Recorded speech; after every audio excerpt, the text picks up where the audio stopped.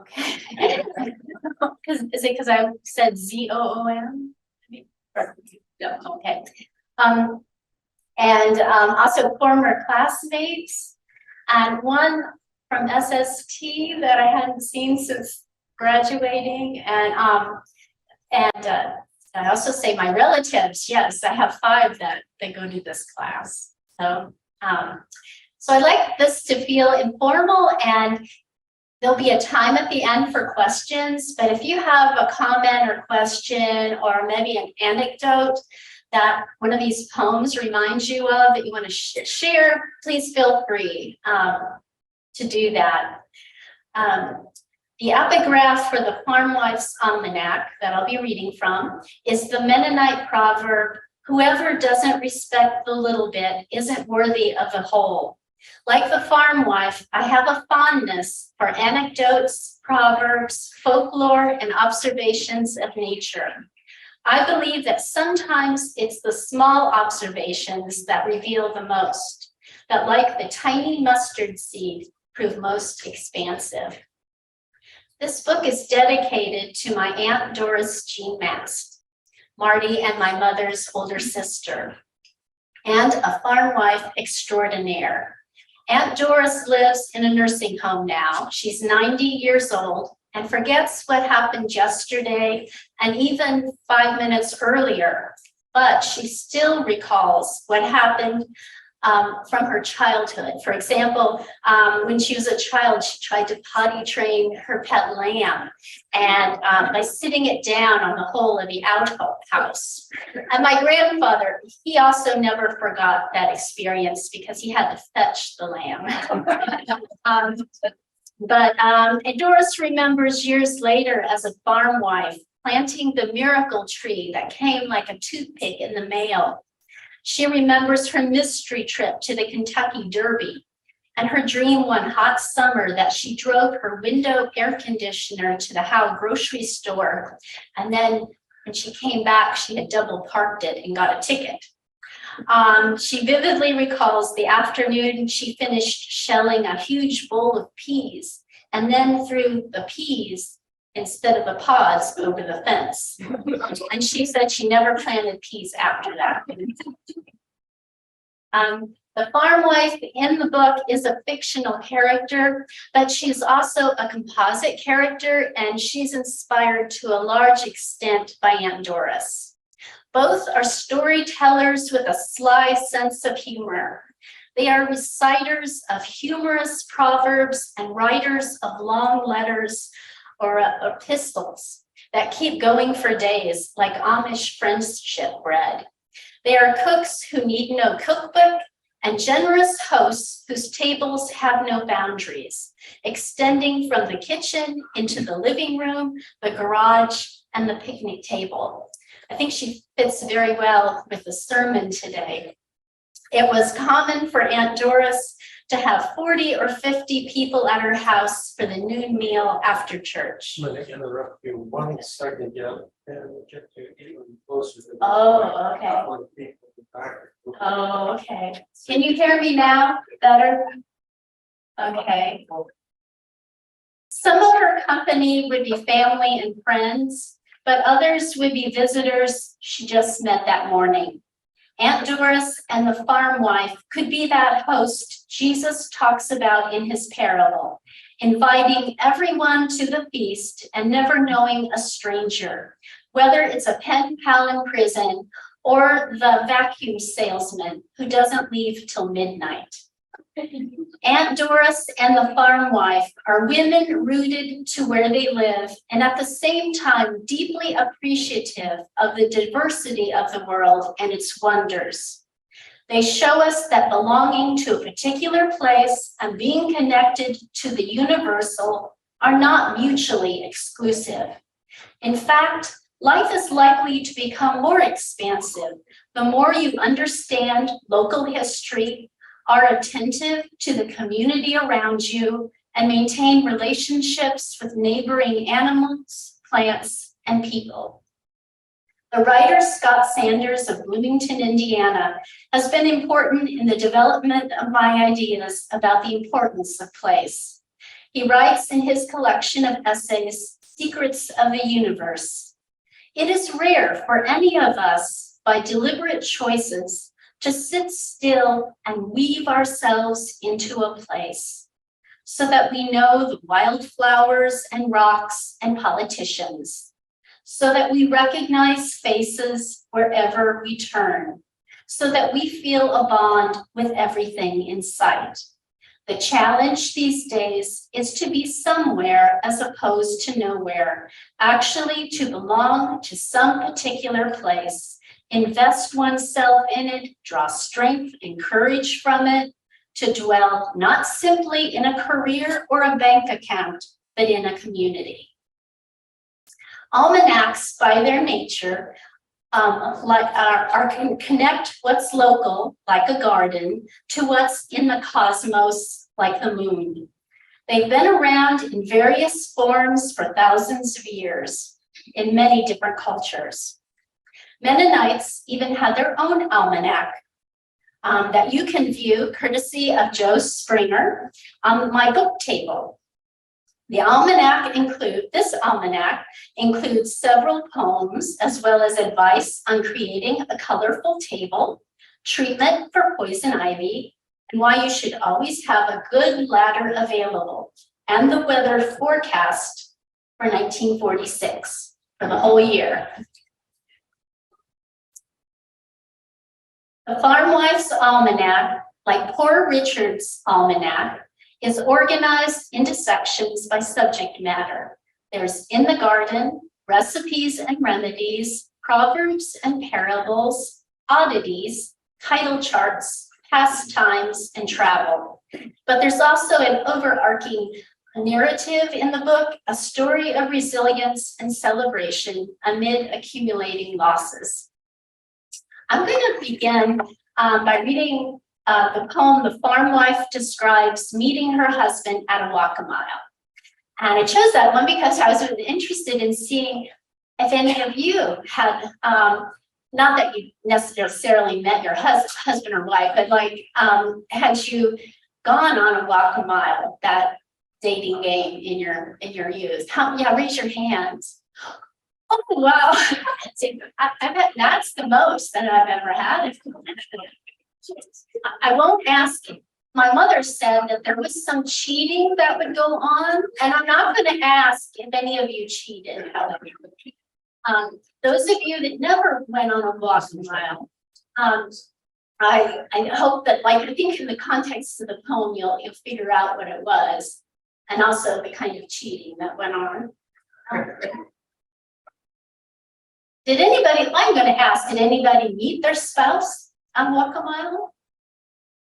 Yeah. Did you meet friend? Got to know people. Okay. The Farm Wife describes meeting her husband at a walk-a-mile, a Mennonite dating game.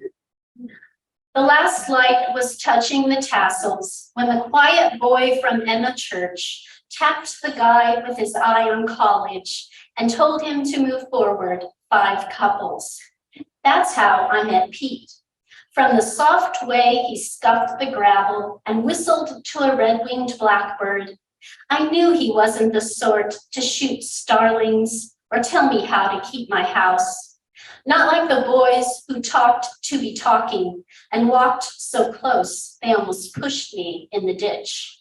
When Lou Miller told me, move back 9, I did with regret, but tagged her back when the next girl said, go forward 4, and I added 5.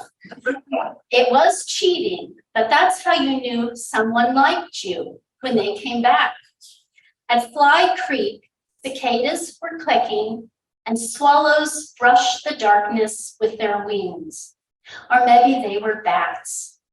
Pete and I dropped back and stood at the railing to hear the frogs. It was dark enough he could ask if I had plans for next evening, and I slid my hand into his.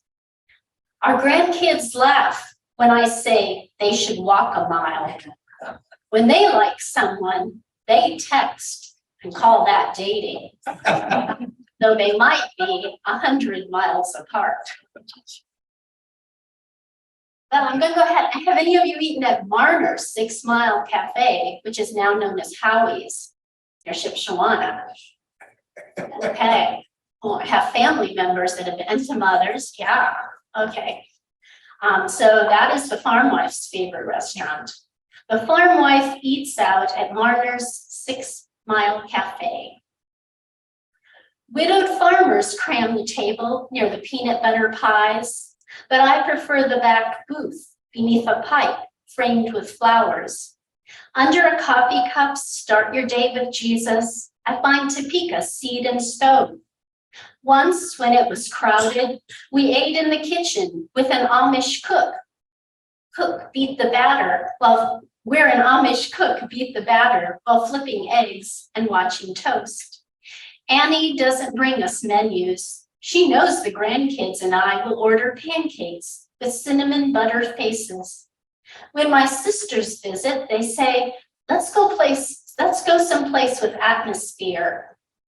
They mean a chain near the interstate where they decorate with sports cars and license plates, where the booths are so tall you can't see your neighbors.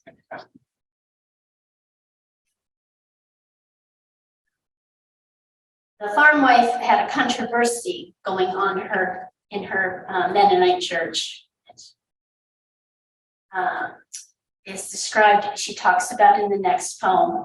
The farm wife shares her view on windows in the new sanctuary.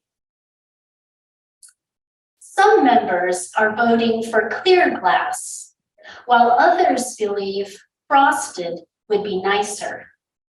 I prefer a view of Ed Troyer's cows and a way to survey the sky. It gives me pause to think of everyone in the same room with no way to look out and no sunlight crossing the pews. Call the outside a distraction, but I'd rather pray with the Amish in a barn, the big door flung open and swallows with forked tails darting in and out. I'm saying this softly because even Mennonites who favor clear glass might see some taint of worldliness, unsettling as the stained glass in the old sanctuary when it was Methodist. Sam Troyer, Ed's father, loaded those windows on a wagon headed for the dump, but he took a wrong turn. Now no one in LaGrange County has a prettier barn than Ed's. You should see the milking parlor, how lilies of the field hold the light.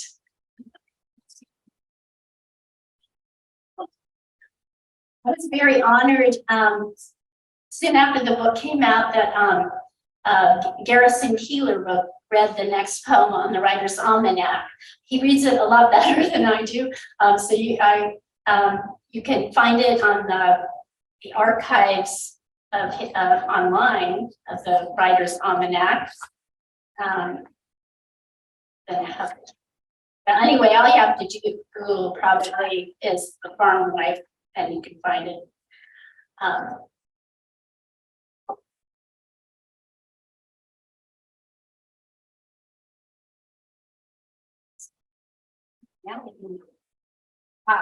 Here it is. Okay.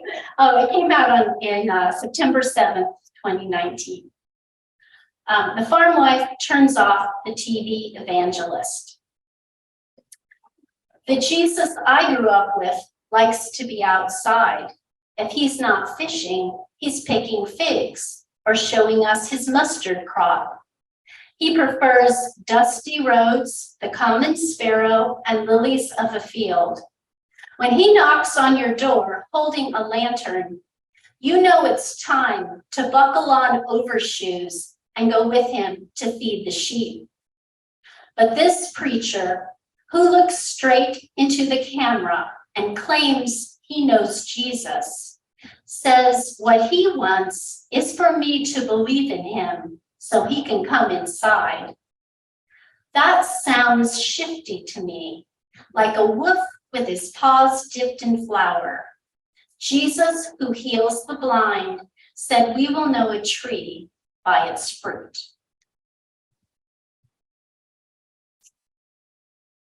I'll read the next one because it goes well with the sermon about generosity and hospitality. This one is the farm wife makes her Christmas list. Give me sisters and brothers with crock pots full and running over, a bed piled high with coats and diaper bags, leaves to extend the kitchen table, thick catalogs to booster seat the kids, a percolator perking 30 cups as we pass plates of monster cookies and whoopie pies, albums with ancestors solid as their barns, battered rook cards we use to shoot the moon, and dominoes branching in every direction. Paper snowflakes till strings of hearts replace them. The old piano we can't afford to tune that gives us our pitch when we sing Praise God from whom all blessings flow. The version with echoing alleluias and amens. Silence washing over us as we wave to the last car pulling out, side by side, like newlyweds.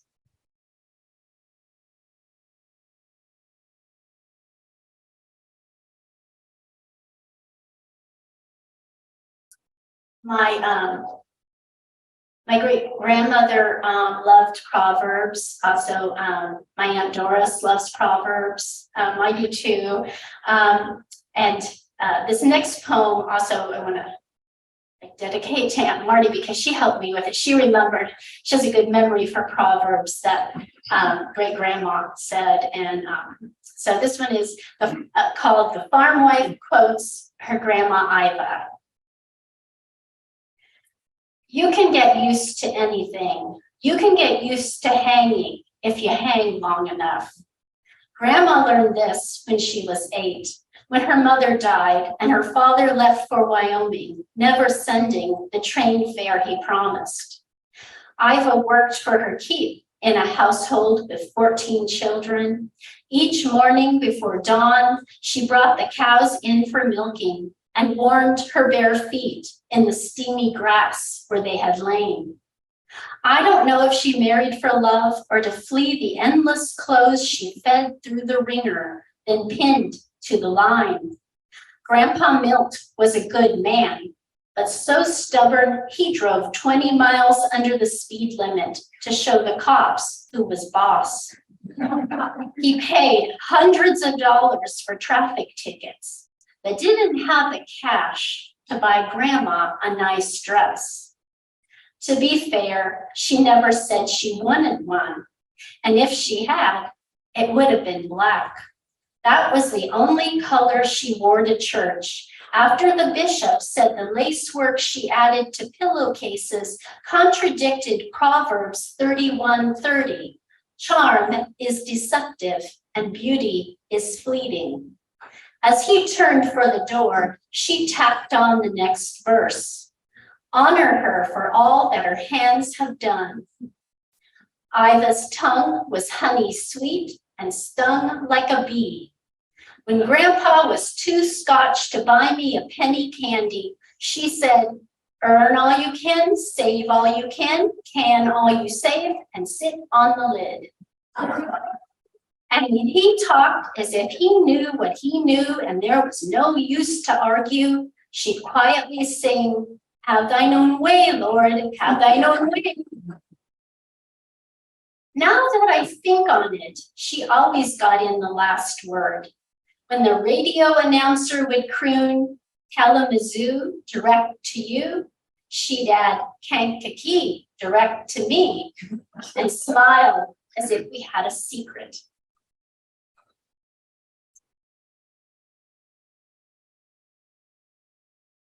Okay, now this is very special to read this next poem. I learned this story, actually, my father learned it, and he learned it from Larry Yoder, who is here today. Larry, yeah, there you are. Okay, I hope I did this story justice. It's such a fact. Does anybody know here how we have double neck gum? Irvin does. And a few others, maybe we've read the book. Okay, that's a wonderful story. Well, the farm wife, yeah, she carries around this story and when she pulls out gum out of her purse to give to people. The farm wife digs into her purse to offer advice with a stick of chewing gum. It's what you make of things that you're given. Take that man Wrigley. He drove to Shipshawana from Chicago to buy a load of spearmint oil from Larry Yoder's grandpa. They were closing the deal when the hired man rushed through the kitchen door out of breath, his face beet red. Oh Lordy, he had ruined all the spearmint by pouring in peppermint. Mint oils were as precious as maple syrup. It took a field to fill a vat. Mr. Wrigley knew that. I'll buy it anyway, he said, trusting his luck. That's the story of Doublemint gum.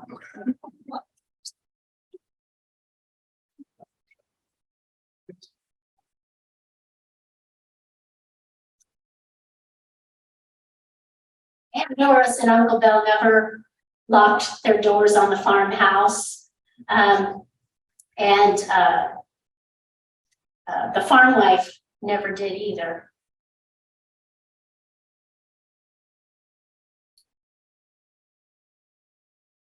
The farm wife defends her unlocked doors. I'd like to see who's itching for a 20-inch TV screen without a remote. I don't own jewelry, not even a wedding band, and anyone who squeezes the old piano out the door can have it. We can sing a cappella with a pitch pipe we never need to tune. We don't keep guns because Jesus said, turn the other cheek. And we don't go for computers because why complicate what we try to keep simple? Lock up for safety, my sisters say, but Shep barks when strangers pull in. Besides, locked doors make people more afraid. They can't leave or be at home without turning a deadbolt.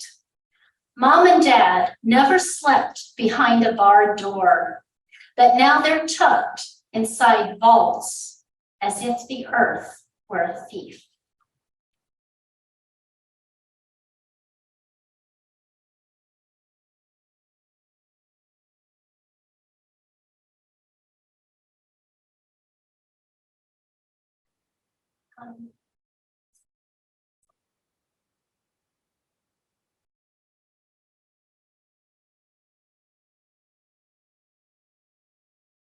Some of you may have memories of the Palm Sunday tornadoes. And yeah, I even do, I mean, going in the aftermath coming up here. And I've heard stories, you know, growing up about it. And this poem is called The Farm Wife Recollects the Aftermath. After we rebuilt what the tornado tore apart, Sam Hooley invited the neighbors to see slides of straw poking through plate glass and his own cow looking down from the roof of Jay's Standard Station. We met every 5 years to see the eggs that flew to Michigan without a crack. That's my best butter dish, Martha cried, each time we spied what was left inside the bank. Only when we moved to the yard and the young fell asleep in our arms did we speak of the newlyweds wrapped in chicken wire and Maddie Graber at her own door pulling against the wind. Night eclipsed our faces as we lingered, peeling apples in long spirals and passing the slices.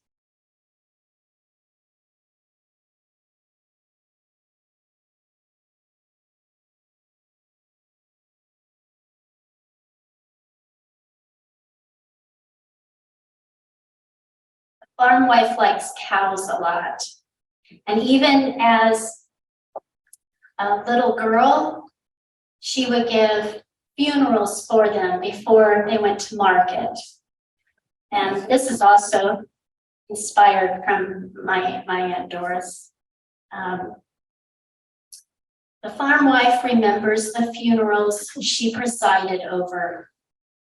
While Dad hitched the trailer, I'd lead my sisters to the special pen and say, "Dearly beloved, we are gathered to bless this calf before he goes to market."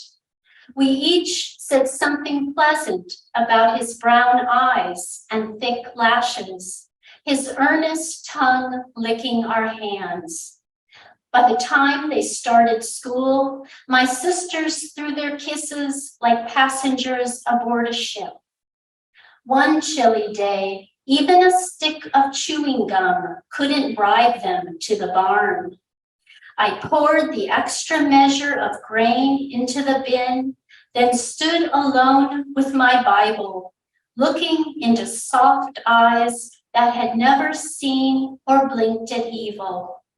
For the last time, I sang Children of the Heavenly Father. It was snowing when I left. The wind blew flakes into my face and stung my eyes.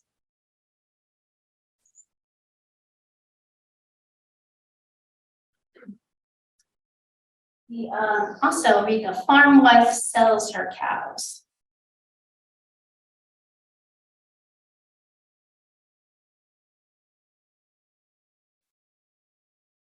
And this one, I think, I didn't write this farm wife poem first, but it was the one I wrote when I got the idea then to write the whole collection of poems in the voice of this persona. And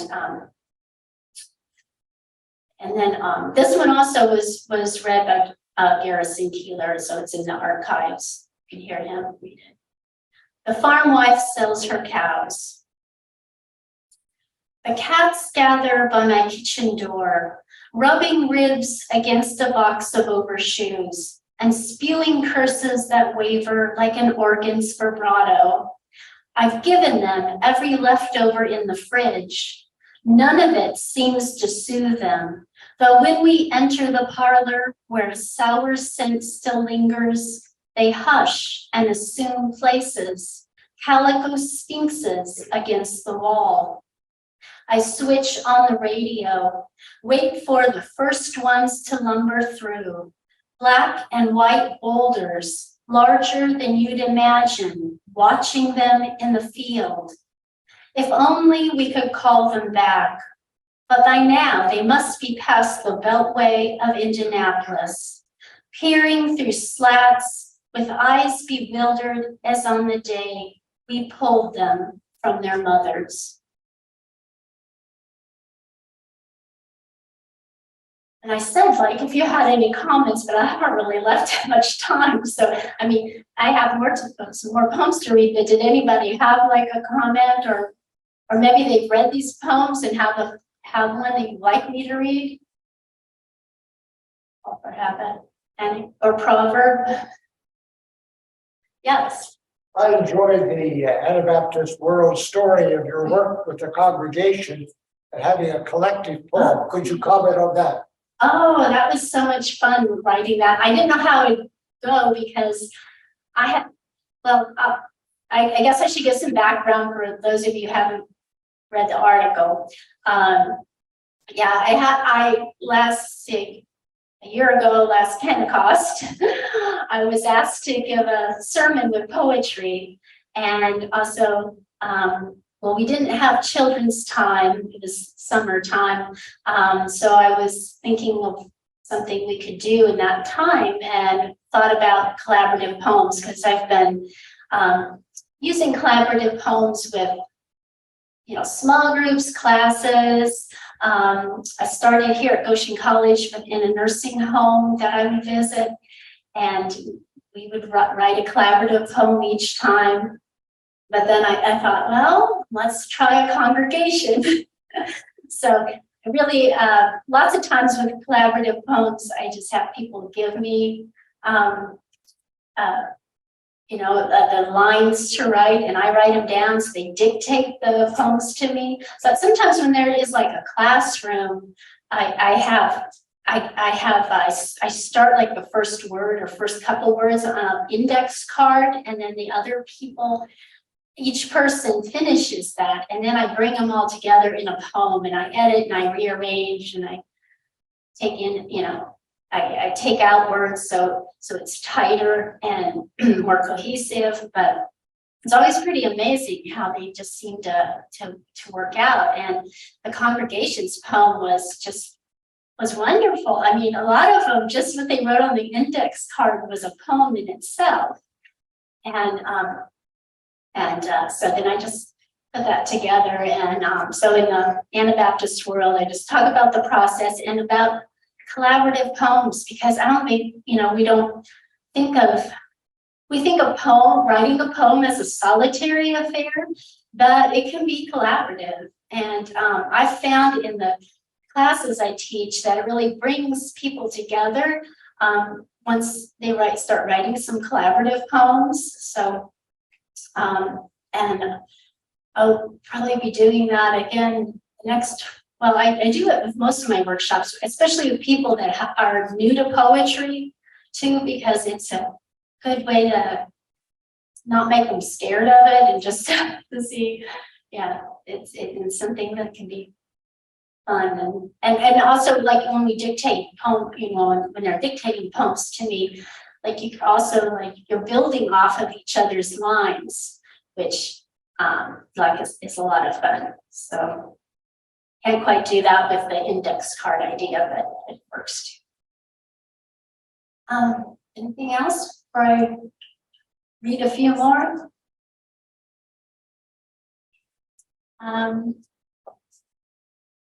The farm wife loves her root cellar, and I'll read a poem explaining why.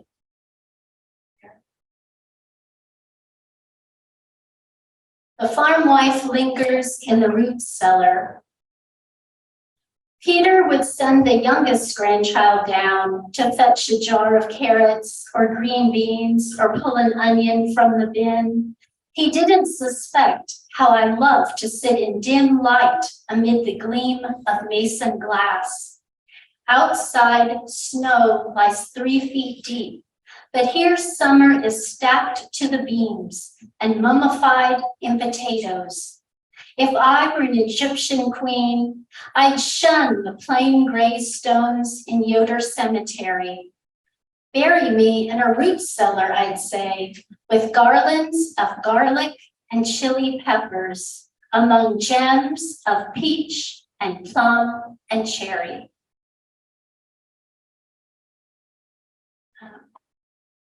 The farm wife loves unmowed ditches, and here's one of the reasons. The farm wife launches the paratroopers. As a boy, Grandpa Milt made pocket money, pulling milkweed for farmers taxed by the number in their fields. He carted them in wagon loads, stalks of green pods, soft as old slippers. In World War II, Dad picked ripe ones for life preservers, 20 cents a bag. They crackled like a crinoline inside my cedar chest.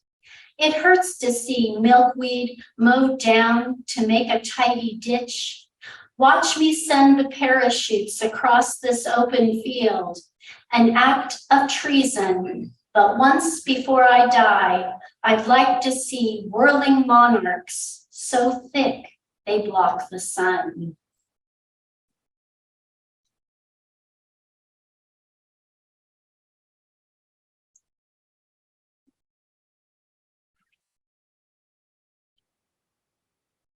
Let's see, I think I'll read like maybe one or two more, and then have time for more questions. Let's see, how about one about, have any of you been on mystery trips? I didn't know, I always was kind of envious. My Aunt Doris went on mystery trips to different places.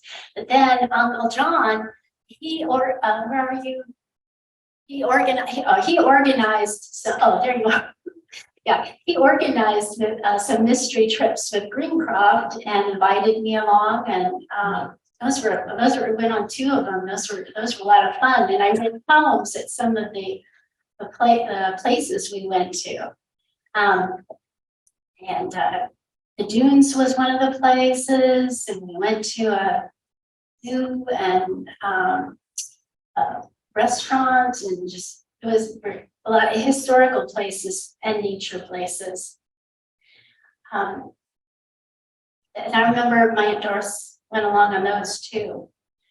But those of you who have never gone on a mystery trip, I guess I should say what it is, although I guess the farm wife talks about it in the poem. But you get on a bus with strangers, and you don't know where you're going until you get there. And so now how many of you have gone on that?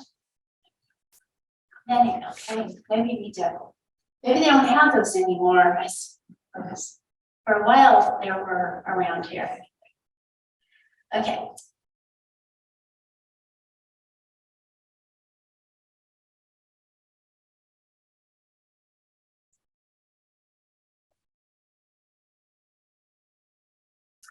The farm wife describes her mystery trips. Once or twice a year, I board a bus with strangers, none of us knowing where we'll be until we get there. It's like floating in meringue with no notion of what's below. I send everyone back home a postcard, the mouth of Mammoth Cave, dunes that rise like pyramids, the world's largest egg.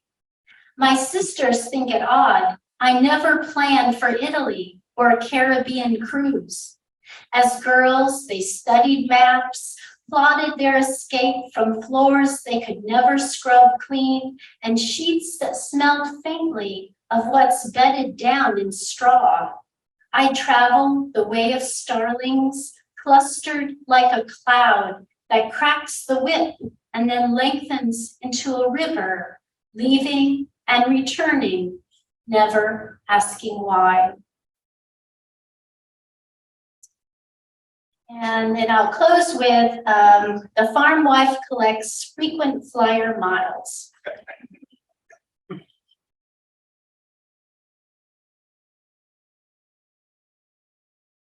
I find my seat on a gray plank and grasp stout rope tied to a sycamore branch. Leaning back, I pump till I'm lifting off over barbed wire, dusty beams, 6-foot corn, my legs stretched to spin the rusty rooster's arrow. I reach for what I see and what I don't. The wind in my face whispers, Esther, Esther. Or is it you, my heart, pumping as I pump that speaks? I'm here, I say, like faithful Samuel answered in the darkness, leaning into the arms of this world that push me forward. I forget stiff arthritis and varicose veins. I let go of the back and forth of brooms and mops, sweepers and irons, and rock with the bliss a rocking chair rocks, or a pendulum swinging from the sun. Anybody have, maybe one of the poems made you think of a similar story or proverb or just a question? Yeah. How do your poems get the attention of Garrison Keeler? What's the process involved in publishing your poems? Well, I just went online and found where they were taking poems. And I don't think they are now because they seem to be repeating poems that they've published before. But I just found online where it said I could. So you sent. I sent my whole book. I sent my whole book. The first time I sent my book, it sat on his desk for 5 years. I was told,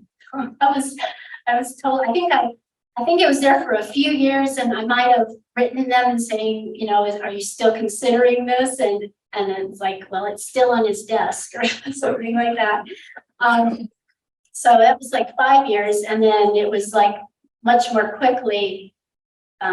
He read from the Farm Life. I think it was maybe the same year it came out, so that it didn't sit around as long. But And he published 2 poems of yours or more? the 2, just those 2 you read. Yeah, that was May I make a comment? exciting. Can you hear me? Yes. Yeah. Yeah. Oh, Dan, hi. Hi, I would like to make a comment about Sherry. She lives in the city now. She's not out in the country. But she does not start and stop being a poet. She is a poet constantly. Whether she's going to a workshop or speaking at church or chatting over coffee, she is being a poet. I've learned from her that poetry is not the selecting of particular words, but of living life with a sensitivity that never stops. Sherry, thank you. Thank you, Dan. That's so kind of you. Thank you. Yeah, for many years, I was in a writers group with Dan, and that was so much fun. For years, we met on Saturday mornings once a month in his kitchen, and then we went to, later on, we met in restaurants. But it's a great experience. Yes.